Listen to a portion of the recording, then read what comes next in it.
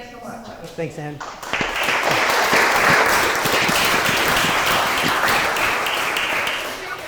There's a kid back there who gets black water and we can restrooms up here. This is the scariest part of my presentation.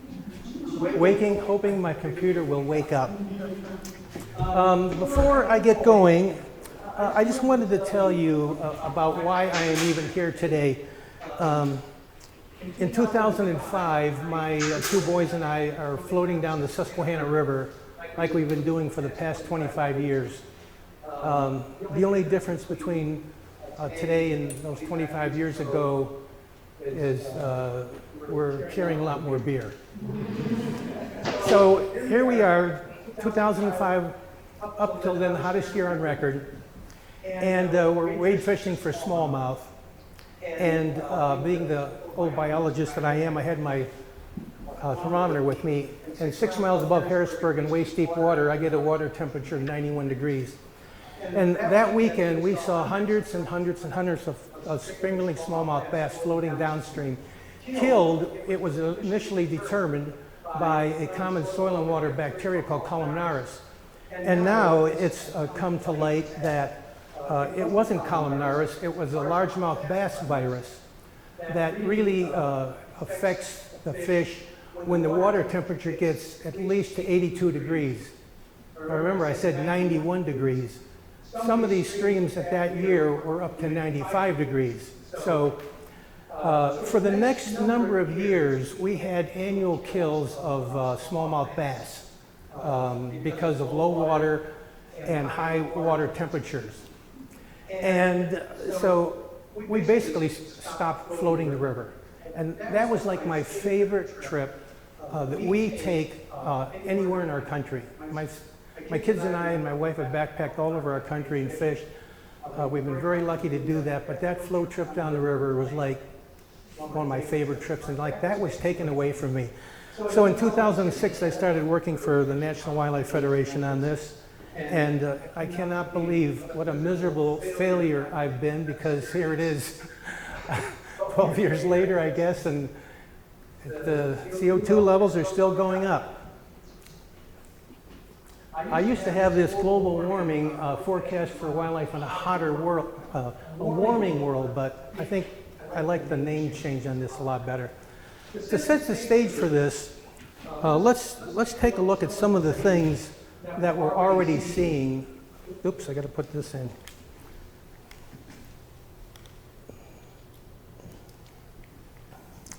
Let's take a look at some of the things we're already seeing. Now this is not computer modeling or speculation. This is what we are already seeing. We have documentation for. The one that gets my attention is every decade in the past 40 years has been hotter than the previous decade. That is the definition of a changing climate. And it's driving this Arctic sea ice to all-time low levels. When I first started 12 years ago, scientists were saying, well, we think the ice is going to be coming off the Arctic, not to worry about it, year 2100. 6 years later, it was down to the year 2050. And now I'm hearing it could be in the 2025, 2030 range. And so most scientists now believe this wacky extreme weather we're getting is due to that ice coming off the Arctic. And so once the ice does come off the Arctic and it's ice-free, then we should all have a party to celebrate our impending demise. Sea level is up about 8 inches. Doesn't sound like much, and most of that is due to thermal expansion of the ocean. Hot water expands, so it's not, we really haven't felt the water coming off this glacial melt from Greenland and Antarctica yet, but we will. So we're having huge amount of ice coming off of Greenland and Antarctica. Miami and Norfolk have rainy day flooding now, fish in the streets.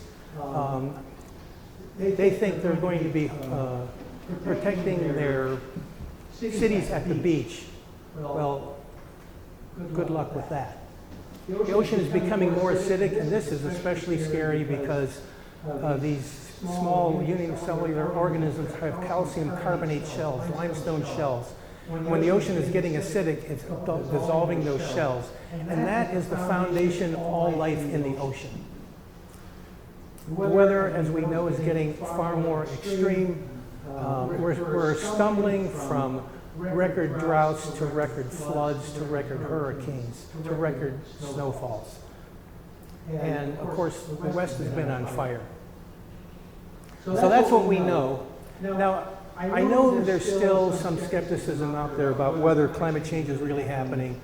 So what I've done, I've gone through all of the Scientific Americans, the literature, to look for the one slide that will convince everyone. And here it is. So you can see this is today.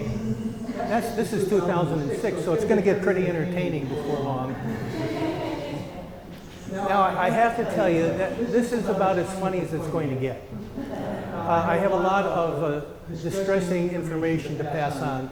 Although there are many climate deniers in Congress, there are no deniers in the natural world. Every species of insect and plant and animal that can move north and up in elevation is already doing so. They're already making their move. As an example, a hardiness zone tells you what kind of plants that are most suitable for your backyard. So there's a reason we don't have ball cypress up here. So from just in a 16-year period, from 1990 to 2006, every state in the country went up one hardiness zone, and some states went up two hardiness zones. So here's Pennsylvania. We now, 16 years later, have the hardiness zone of Southern Virginia, North Carolina. By the year 2100, unless we take action, we'll be able to plant ball cypress in our backyard. We will have the climate of Alabama. All of these things are happening now. We're having birds arrive earlier to breed. It sounds like a great thing, but there's often a mismatch between the young they're raising and the insects they need to feed their young. That's been well documented in scientific literature. Butterflies are moving up earlier, the same problem. Their flowers might not be there available for them. Tree swallows, again, these feed on insects. They're flying all over my property, desperately looking for food. An interesting thing is once the temperature in the sand for reptile eggs gets above 86 degrees, almost all of the hatchlings are females. In Australia, in really hot areas, 99% of the eggs that have hatched have been females.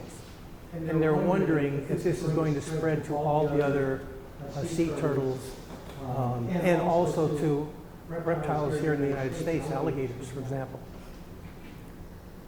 One of the species that has really been hammered by climate change, it's not very well known, is the moose.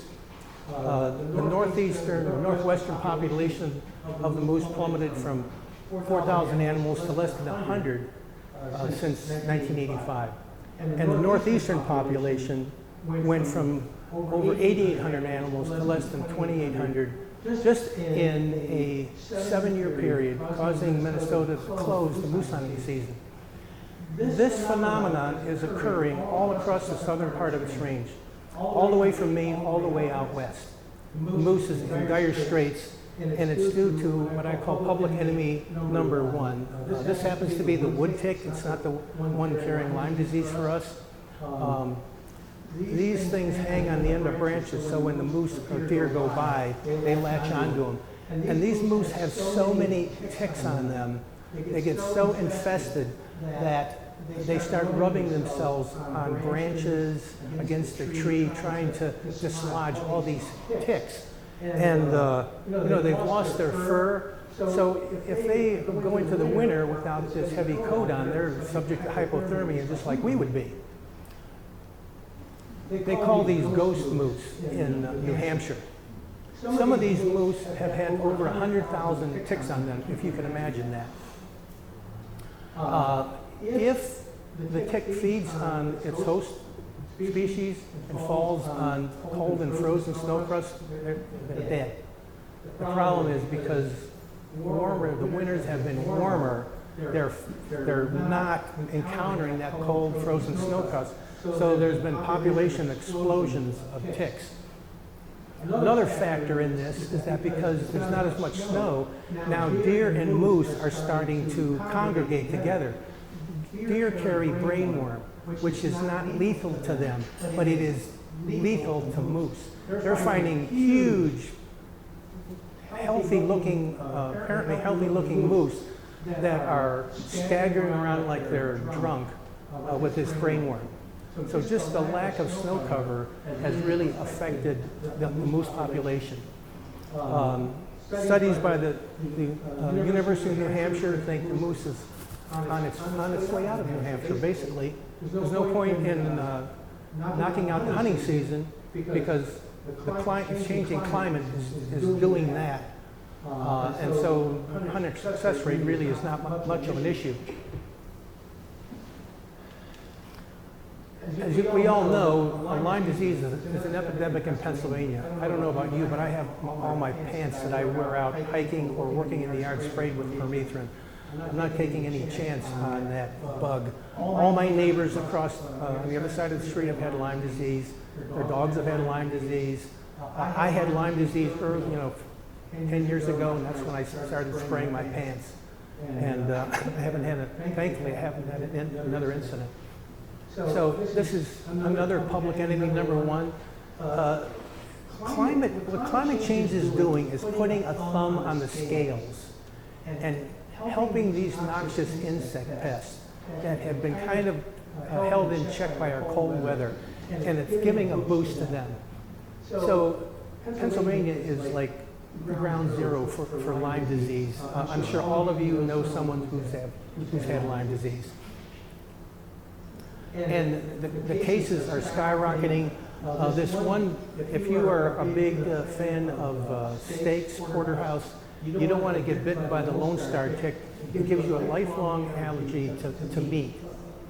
So it's not just Lyme disease, though. It's all these other unpronounceable diseases that ticks are carrying. So here in Pennsylvania, in addition to all the other impacts all around the country, we are in the process of losing our state fish, our state bird, and our state tree.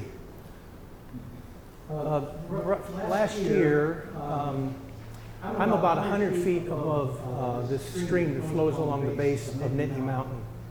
And from June of 2018 until today, the normally dry ground along that stream had ponded water on it. So this is a thermal body of water, so there's no salamanders or aquatic predators in that water. Mosquito populations have exploded. And for the first time in 38 years, we could not walk around our property 100 feet above the floodplain because there were so many mosquitoes. We had to empty our bird bath like every 10 days or so because there were so many mosquitoes. And as the mosquito populations have exploded, so has the population of West Nile virus. And it is taking out our ruffed grouse. There's been papers published by upland game bird biologist Lisa Williams for the Game Commission about this. And they're going to be coming out with a paper about how songbird populations have also been harmed by West Nile virus. As a big cross-country skier in the 1980s, I would be able to ski almost all winter. Nice cold weather, soft, fluffy snow. It wasn't uncommon for me to kick grouse out of that deep snow. Well, what's happening now is if we get a deep snow, it'll rain on top and then freeze, and they can't break through that crust. And instead of getting late winter snows, we're getting late winter torrential downpours. This is not only happening in Pennsylvania, but it's happening out west, and it's really harming those world-class trout streams out there that now during the summer have what they call hoot owl closures. And that is, you can only fish later in the day because the streams are too hot and too low water to be fishing, putting stress on those trout. Their preferred tree species are moving out of Pennsylvania. If you talk to any forester, they'll tell you that things are happening in the forest already. And this is the latest threat I was talking about, West Nile virus, having a huge impact on our grouse. And really, there's not much they can do about it. These rains continue like they have been, and as it is forecast, we can expect a continuation of this noxious insect pest, along with the hemlock woolly adelgid, which is wiping out our state tree. This used to be confined to Virginia, but because the winters are warmer, this tree is now, this insect pest is spread all the way up into Maine now. I've talked to our wildlife biologist at the Canaan Valley National Wildlife Refuge. It's at elevation 3,000. And the hemlocks up there are doing pretty well because it's still pretty cold up there. But he says as he drives down from the refuge further down in the valley, he starts to encounter dead hemlocks all along the way. And this is what it looks like. So if you've got any hemlocks in your yard, you turn it over and you see this, you're going to have to take some action if you want to protect that tree. Now, some people might think, well, it's just a tree. What's the big deal with that? Like I said, as a cross-country skier, if I would ski way back in the woods and encounter a grove of hemlocks, it would look like the Holiday Inn for wildlife under that hemlock, that grove. It reduces the snowpack, and because of the dense cover it provides, it's ideal wildlife habitat at the most critical time for wildlife in the winter. It cuts down the wind. So many of these species really migrate and use hemlocks at some portion of their life cycle. And for brook trout, it's especially important. Studies that I've seen, they've done studies a clear cut along a stream before and after. And the water temperature in this brook trout stream would increase by over 10 degrees, just by cutting down the hemlocks along the tree, along the stream. So our state fish, we've already lost 33% of the habitat, mostly due to our activities, sedimentation, cutting along the stream, shopping centers, you name it. You know, the Poconos and north of I-80 is like the last stronghold for most of the brook trout that we have in the state. And here are the threats to brook trout. Fire is one. You think, well, these things are in the stream, you know, what's the problem with that? Well, the fires out there are so intense that they can increase that water temperature to lethal levels. But not only that, after the fire, when you have this devastated landscape, you have all this ash, soil, and debris being washed into the stream after the next flood, which is fairly common. Heat, of course, once it gets above 68 degrees, these things aren't happy. And like I said, out west, you have frequent stream enclosures.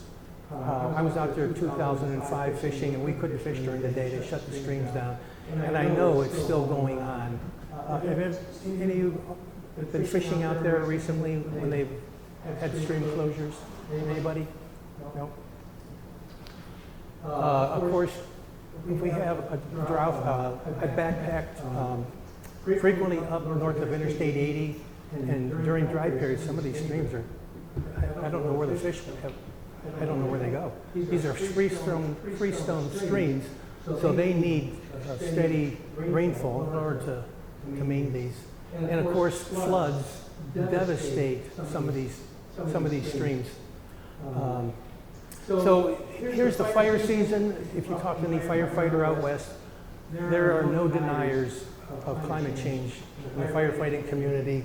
The fire seasons in some places are now year-round. Because of these warmer, drier conditions, they're drying up the forest. You have the mountain pine beetle, which has devastated 60 million acres of forest all the way from New Mexico all the way up into the Yukon Territory.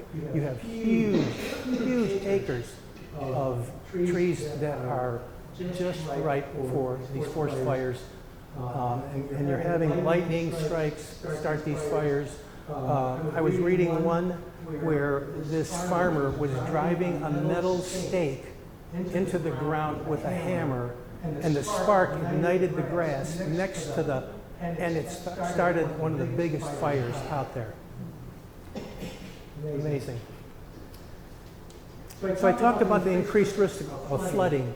The forecast is for the Northeast to get 67% change in the way they get their heavy precipitation. In other words, we can expect more of these torrential downpours. And along with that, this was a trout fisherman sent me this. He was taken, I think, at the Promised Land State Park.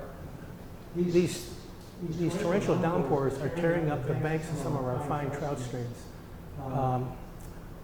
I gave a talk down in York County one time, and they were talking about back-to-back 100-year storm events on yellow breaches that was doing that to their stream banks, and there wasn't enough money in the budget to then go on fixing these streams. So you get these nice snowfalls, and then you get rain on snow events, and that is happening a lot out west also. Not only does it cause this situation, but it eliminates that nice cold water from slowly trickling down the mountain into the trout stream to maintain it throughout the year. Everything that you see in red and blue is now cold water fish habitat. Everything you see in red will be gone by the year 2100 if the temperatures go up as predicted. So we will lose just about everything except way up in Maine for brook trout. And much of the salmon fishery out there is already in dire straits due to ocean warming. But we will see the loss of our fishery that all of us care so much about. I don't know of any way to mitigate this if the temperature goes up as they forecast. The forecast is for 7 to 11 degree temperature increase. We've gone up 1.5 degrees in 100 years. In 80 years, we will go up another 7 to 11. That's the forecast. Wait a minute, I'm exhausted just talking about this. So I need to do a little organizing. I'm going to pass this sign-up sheet out with the condition. Don't sign up just to get emails from me. Don't give me your name and address and email address just to get emails from me about climate change science. Only sign up if you are interested in becoming more active and joining with us and pressuring our elected representatives to take action. Or if you're willing to send in a letter to the editor. Or if you're willing to go with me to meet your elected representatives. So it's a heavy lift. So that's why I don't want people to sign up just to get more information. And we already get enough of that. But it's important for us to join forces. So in the past, we've had some significant successes in the past, and it has been due solely to public outrage. I was born and raised in Cleveland, Ohio. Boy, it's great to be from Cleveland. Overlooking the steel mills, about a quarter of a mile from where the Cuyahoga River caught on fire. That was my playground, a quarter of a mile from where it caught on fire. So I know something about clean water. When I went to Ohio State in 1967 through 74, I was part of the Earth Day movement, where us students gathered for the first Earth Day, and we raised hell about the condition of our streams. At that time, Lake Erie was declared dead, the Cuyahoga River just caught on fire. We had had enough. Our streams and lakes were not swimmable or fishable. And so all of these acts were passed with bipartisan support because of overwhelming public outrage. It wasn't just one person complaining about it. It was all of us together. And so we've had a major effect on our air quality, reducing 6 air pollutants by over 50%. So we have done great things. And in the previous administration, we were well on our way to reducing carbon pollution by 80%, which is the amount the scientists are saying that we need to reduce if we are to avoid the worst of the warming. So cars and light trucks, the standard was cars and light trucks to get 54.5 miles to the gallon by the year 2025. That sounds impossible, doesn't it? Afterwards, come out and look at my Chevy Volt, which in the year and a half I've had it, already exceeds that 54.5 miles to the gallon. I get 58 miles on a charge, and the gasoline engine kicks over on the way over here. When I'm at State College, we don't buy gas. I mean, how much better can it be? So they produced a car already that meets this standard, yet the auto companies went and complained to President Trump that they couldn't meet that standard. There were restrictions on new power plants, which meant really that there was going to be no more coal-fired plants built. But that restriction didn't make any difference because the natural gas companies are putting the coal companies out of business. That's who's really doing this. As no regulation has affected the coal companies yet. It's the gas companies, it's the economics. Gas is cheaper. Renewables are really taken over, and for the first time, there's more electricity produced through renewable energy than from coal. That is truly amazing. We're seeing a major transformation in our energy use just within these few years. But this, as you likely know, our progress is being threatened. The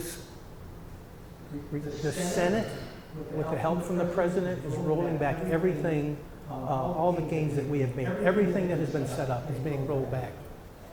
So here is the goal. No matter what we do, if we would shut off all carbon pollution today, we're still going to go up another 2 to 3 degrees Fahrenheit. Now remember, I showed you all the things that have happened with 1.5 degrees. We are going to go up another 2 to 3. That's the best we're going to be able to do. So we're still going to have some significant coral bleaching. The ocean is getting more acidic. There's been 5 major extinctions in the past. 4 of those were driven by carbon dioxide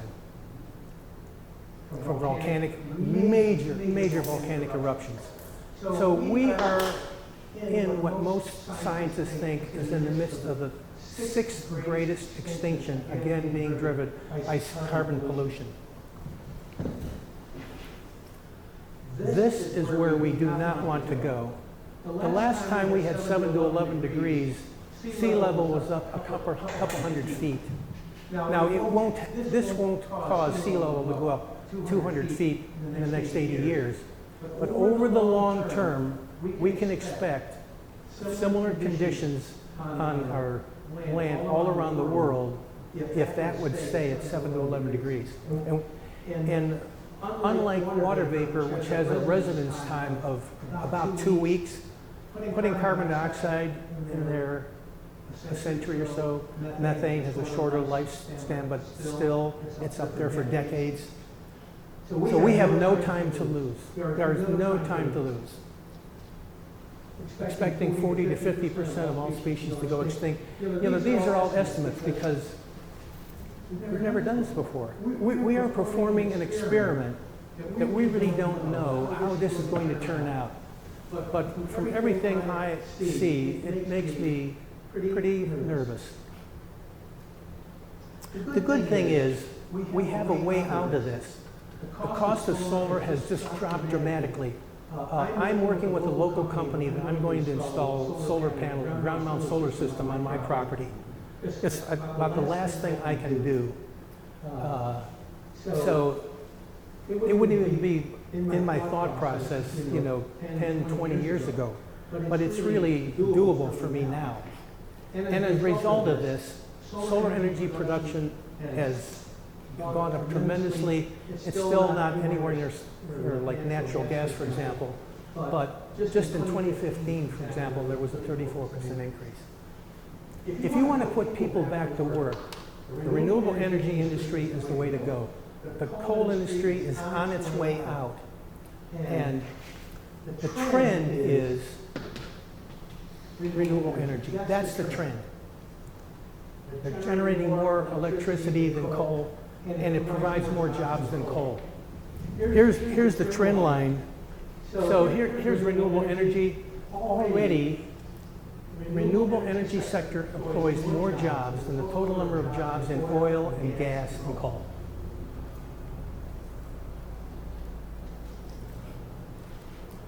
Utilities are weighing in on this. Florida Power and Light. They're building the biggest solar-powered battery system in the world and going to retire 2 natural gas plants. In Arizona, they're doing something similar. They're retiring gas plants and they're going all in on solar and battery storage to get over that problem of the sun doesn't shine at night. And I think many of us in the future, battery storage is going to be part of our life. The benefits of doing this, even if you were a climate denier and didn't think climate change was happening, the benefits of going renewable are so great, it doesn't make any sense for us not to do it. It gives us, our families, better energy choices. It reduces air pollution. No one's dying from solar panel off-gassing or wind off-gassing. We don't have to send our young men and women into harm's way, which we have done repeatedly in the past to secure oil fields, as we all know. It protects our kids' health. Asthma is the #1 reason, second most common reason kids go to the hospital. And it's due to ground level ozone, particularly in our major population centers. Reduces the impacts on air, land, and water. I used to work, say in the coal fields, but I was doing research trying to stop the coal miners from ripping up some of the last best parts of Pennsylvania. And there's 8,000 miles of stream that are dead in Pennsylvania. They filled in over 2,000 miles of streams pushing mountaintops into the adjacent watershed in West Virginia. We don't have those kind of impacts. Puts our fellow Americans back to work, installing clean energy. It makes us a world leader. We have our economic engine is sitting on idle while China and India and Germany and these other countries are taking the lead and becoming world leaders in clean energy. China. Every time I talk to some politician, they say, well, we can't do this. The Chinese are doing this or the Chinese are doing that. The Chinese know that they have been harming their own citizens. I mean, we have all seen this on TV. They can't see across the street. So they have gone all in on clean energy, and they're determined to get those cars off the road and reduce the amount of coal-fired power plants they have. These are the countries that have committed to going gasoline-free cars by the year 2050. Some of these, like Germany and Sweden and the Netherlands, want to be off gas cars by the year 2030. So here are the car companies fighting to keep these gas-guzzling cars. They will not be able to market anywhere but our country. I mean, if they want world markets, they're making a huge mistake by fighting these clean car standards that they could easily make. They can do this. In 2012, I sat in front of EPA, an EPA hearing, with Toyota sitting here and Ford here, and them saying, we can do this. We will have no trouble making this 54.5 miles to the gallon. And now, maybe they felt guilty for not supporting President Obama since he had that big bailout for the auto companies. But so we have a different administration, and now they've gone complaining that they can't make this standard, when in fact they really can. I was telling Craig about my Chevy Volt, and he was wondering, why are they phasing this car out? It's because they've never really promoted it. I mean, how many of you have seen commercials for a Chevy Volt? I mean, this is like one of the best cars that we've ever had. So here's our major concern. We have to stay below 3.5 degrees Fahrenheit. I have this graph that shows the rise and fall of temperature over time. And the difference between a nice warm sunny day in Williamsport, Pennsylvania, and having a mile of ice over your head is about a 7-degree Fahrenheit temperature drop globally. So if the temperature would go up to 7 degrees, if 7-degree drop will put a mile of ice over your head, what do you think 7 degrees will do? Something to think about. So we got to stay below 3.5 degrees. We can only emit this much more carbon, 565 gigatons.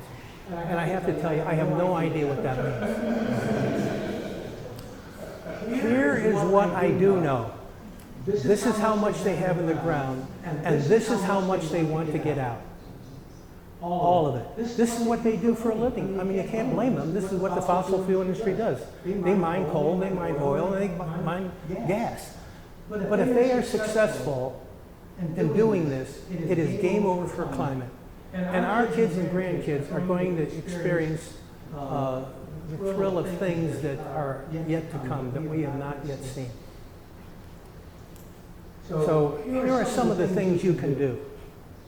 These are not pie in the sky things. With my plug-in hybrid, it gets 58 miles on a charge. I'm spending $300 a year if I drive 12,000 miles. Somebody that gets 35 miles to the gallon spends over $1,000. It's a huge savings. That's if you get 35 miles to the gallon. You can do all these things. We haven't used a dryer for years. We've done everything here.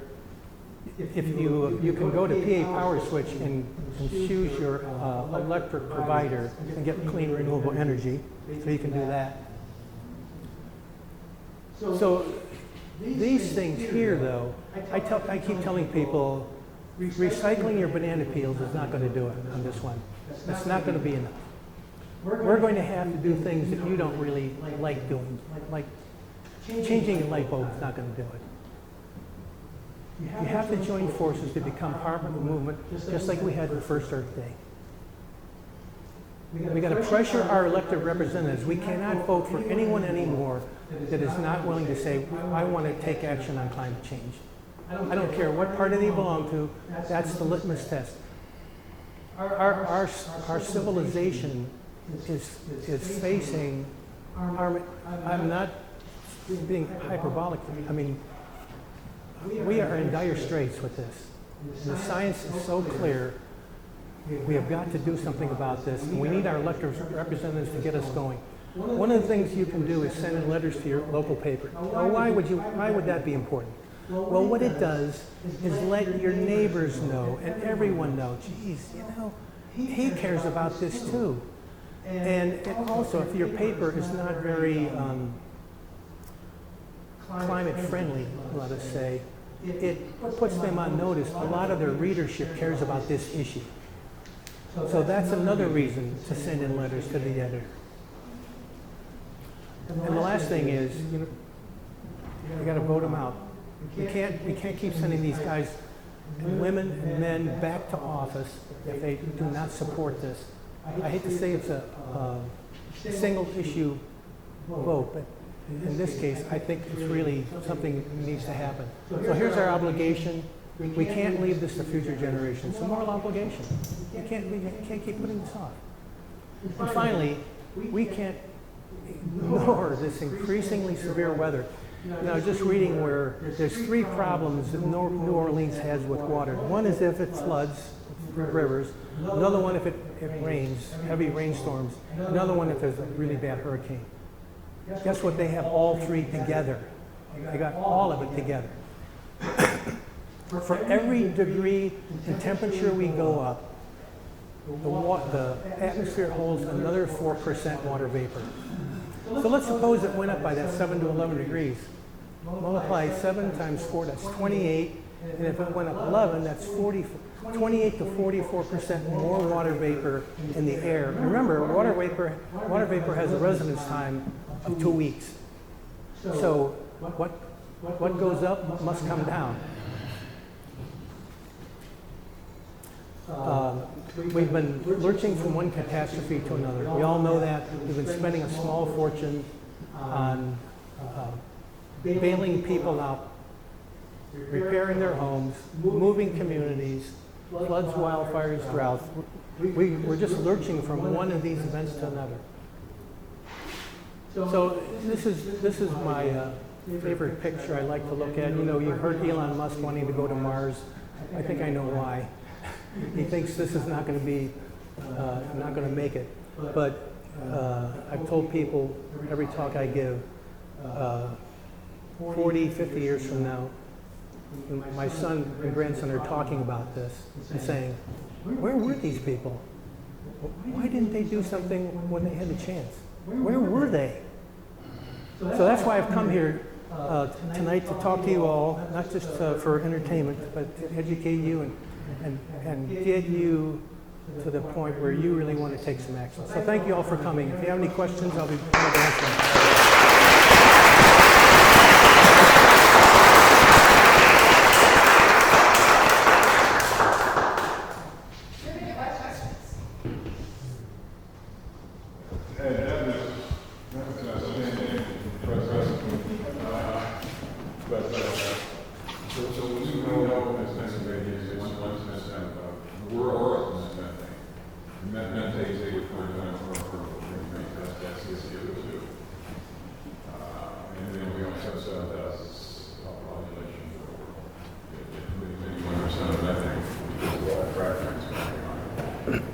Methane is not even part of the equation. Do you have any thoughts about how we get methane into the discussion? Well, I mean, every place I go, the gas industry for the frack. So, what puzzles me is, as far as I know, maybe somebody correct me if I'm wrong, there is not a single politician that has been thrown out of office because of their support for the gas industry. Everyone complains about DEP not doing something about the frackers. You have to understand, there are regulations governing oil and gas drilling that the legislature has approved. The DEP has no authority to stop gas drilling. The legislature can. They could do this. There's never been a representative or senator thrown out of office because of that. That is the answer. Vote them out. Yes. Yes. Okay, that's, I've been at Mark back there just so that we've been working at protesting and doing all this. But what it really comes down to, which we mentioned earlier, is the oil and gas companies, all their assets are in the ground. And they make money if they can economically produce that oil and gas. So we have to make it non-economic. Norway is sort of seemingly like that a lot of their North Sea production is going to take off. So they've been very invested in going with electric vehicles and solar wind. And they also they have a lot of high-tech necessary. So they're in great shape. But of course, the rest of the world isn't. And so, other than getting an electric car and getting a solar panel, those things you talk about a lot. What else do we do? For the oil and gas companies who have I mean, they basically taken the marketing tactics of the cigarette industry, tobacco industry. Yep. And that's why our people actually think you're lying. Despite all that, despite the fact that, we're seeing thousands of floods every year. Yeah, when I first started giving these talks in 2006, I felt like I had to have the car outside with the engine running. Some of the people were pretty unhappy. I don't run into that anymore. 70% of the American people now think this is an issue. They just don't think the same way as I do about the issue. Like, I think we're in a crisis mode. They think, so if it warms up so if it's 2 degrees. Yeah, it's 88 now and it might be 90. They're not looking at it from a global scale. But I understand what you're saying about this is what the oil and gas industry does. This is their business model. So, but no one is crying about the coal companies, the gas companies putting the coal companies out of business. If you notice that. You don't hear the gas companies saying, we're terribly sorry you're putting the coal companies out of business. They're pretty ruthless out there, and so we have to be as ruthless. That is, we have to be as ruthless because it is our future at stake.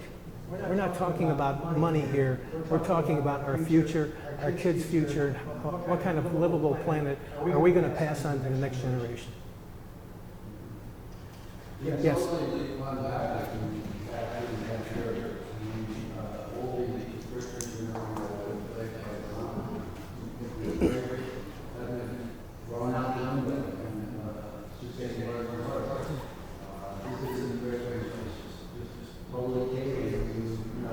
Yes.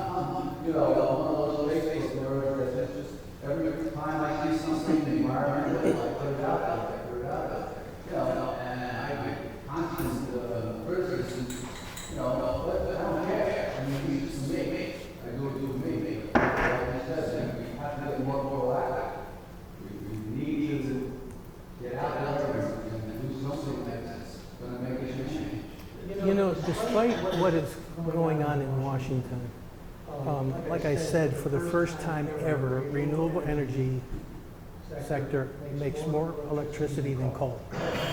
Things are happening at the local level. In State College, all our municipalities are joining together.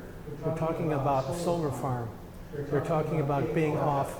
A number of my townships have agreed to get off carbon pollution, be carbon pollution free by the year 2050.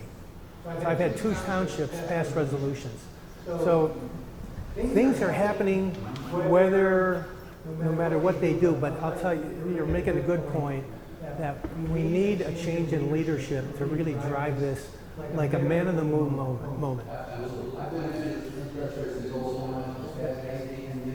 Yep. And I almost did it back then, but it just didn't work out. You know, and every time in fact, I didn't do it again, and I'm still determined to do it. You know, and I want to get off the grid. I want to get on my own,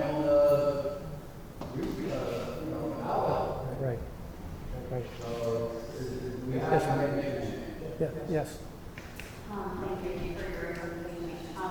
So we do all of our work in the area to try to vote them out and those people in that should even and so I feel like there are 3 different types of people. There are people that are stressful and unmotivated and I'm giving them. There's the fire that we're due to that are great. And then in the middle, there are 2 different people. There are people that are, I think it's processing and, I would think your small family really true. And then also, people are trying to figure them out, put one thing in model approach. Like some of our, front runners on the demographic side are really, we can't shut ourselves off the industry, we can't make radical change. And I don't know how to talk to that middle group without freaking out, and say, you're just crazy, you know what I mean? And make and convince those people to don't require to tear it up and to do not a place for people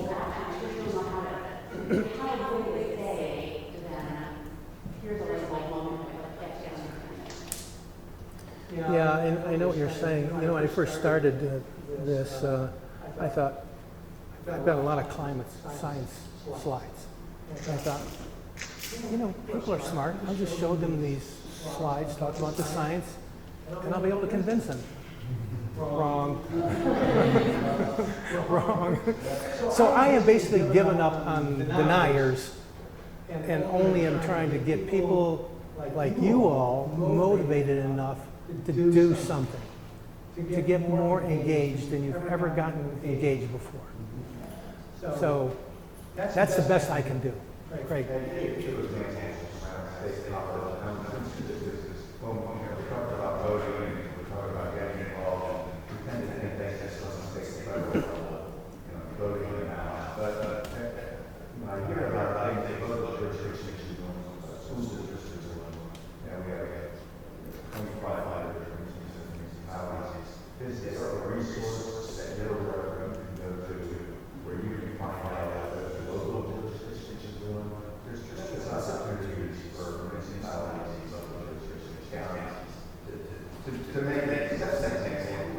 Let me find that out, because I think it's a great idea.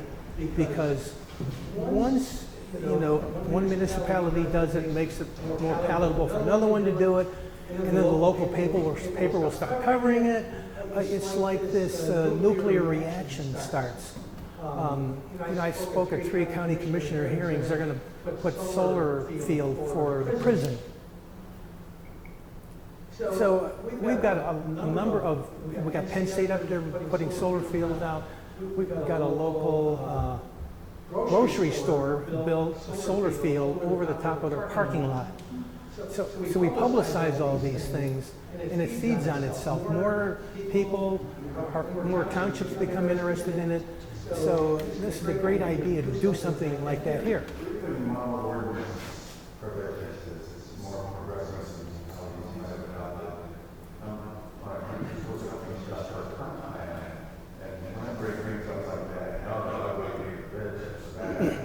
There's a lot of resistance to considering human alternatives from a standing standpoint, zoning or whatever. It's custom to break down. There was a model of business where we go on the right regulators. That would be. I will look into it when I get back.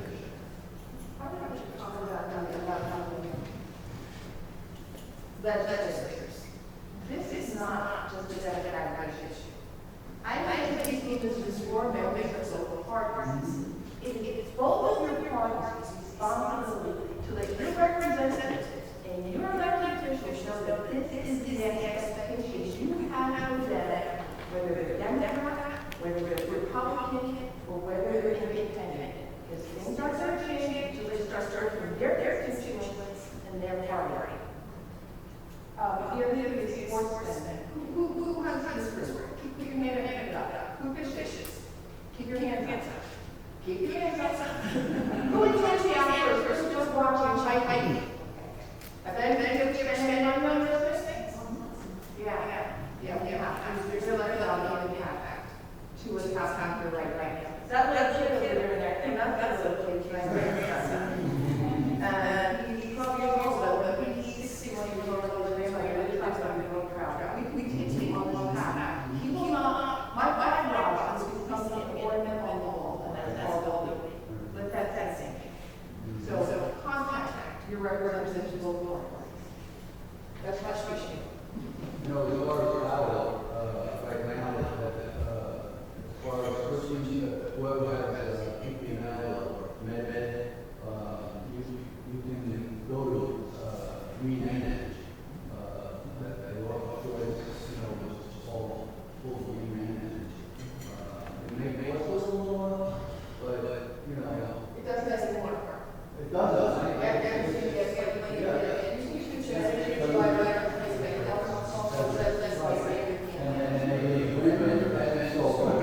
Is that what it's like the 8 hours? You want to go to PA power switch, and when you Google that, the first one that picks, you know, it says PA power switch. That's not it.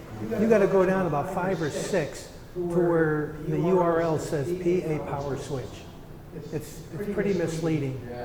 Very misleading because it doesn't show you all the choices you can have in this zip code. In the back. Is there a particular power supply that you or you recommend?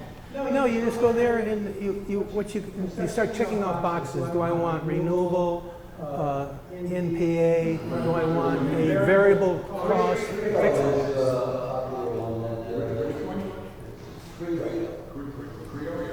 Anyway.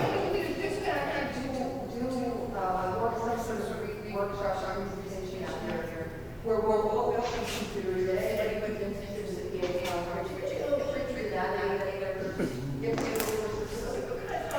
The process and show you how it works. Tie it in and other methods, people out there, and it's very easy for you to do it. You can save money. And your house is powered by 100% renewable energy. Great. Exactly. How many people really know how that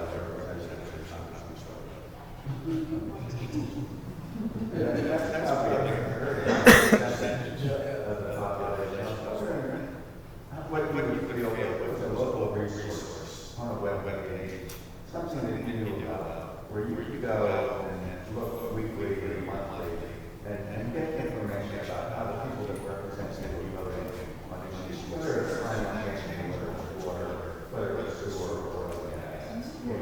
Right, you can go over to federal, you have to leave transmission voters, that's right. I'm not putting you in names. But I don't think, our local reps and senators, I don't think you know about it. No, I know about it, but it's not something that's easily found. You need to go and open up the bill and look at the sponsors and look at the status and what's happening in the users, thumbs up and thumbs down and votes and what have you. And it's intimidating. If someone synthesizes all of that, and not editorial rights, it's simply a web page. Telling you what the bill is about and how these people voted, and maybe commentary from other organizations shows and so that is something you think that people would find as a resource. Because the process is a lot of what's happening in Harrisburg, on the municipal level, is really off the radar. You don't know what the conversation is. You don't know what it's it's horrendous votes recently. And when these votes happen and no one knows, all of a sudden these bills start to become almost recreational. So I'm just asking if that would be useful for something that would have A lot of that is also some strategic to their vote for things that they know will pass, just they say they will do. But they already know that they think out because everybody already knows on them. So certainly that overall conservation voters or whatever who actually understands what some of those folks about.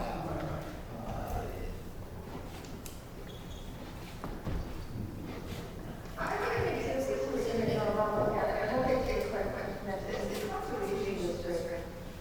So not just the things were happening in the conservation district over years ago, and when people started noticing, they started coming to light, and the word started spreading. People actually got out of just those 8 a.m. meetings. Things change, and nobody. We've got so much more money, so much like labor wants to say. Nobody gets that time, additional time to do these other things. It's very true in Harrisburg as well. We're all focused on what's happening on the federal level, what's happening at Harrisburg has very low impacts. And just so your representative, the senator might be able to go here, you're going to hear about it. I see that on the Facebook page. But the votes are not so good. Where they get climate, where climate, you're not going to see that caption in the newsletter or on the Facebook page. So I think Craig was bringing up a really good point about having those resources available. That doesn't mean they are necessarily bad representatives, but when they say, you don't know, tell them that this is the expectation you have. I wanted to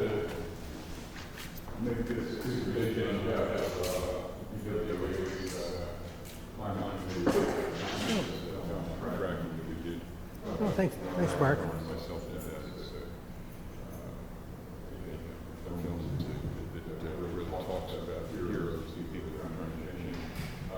But I wanted to say to all of you, again, thank you for coming. But two, my guess is this is the most of you all have here. And we've had, in leadership, the climate team, it's really good. It's really good. Our county calls the next one to bring skeptics, somebody who's not a member of the club. Excuse me, the one that says that there's two of us here that all like our is just that's it. And so it takes us all over the place to promote and I think it's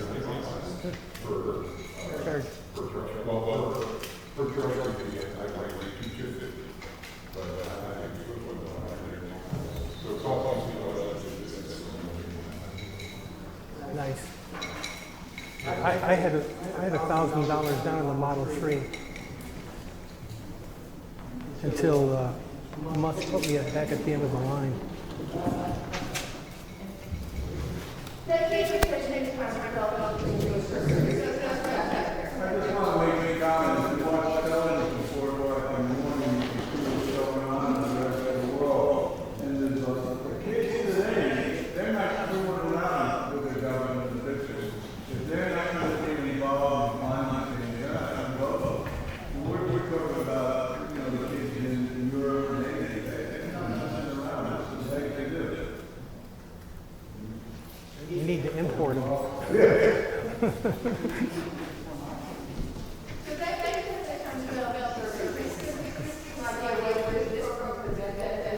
and all sorts of programs and cases in it that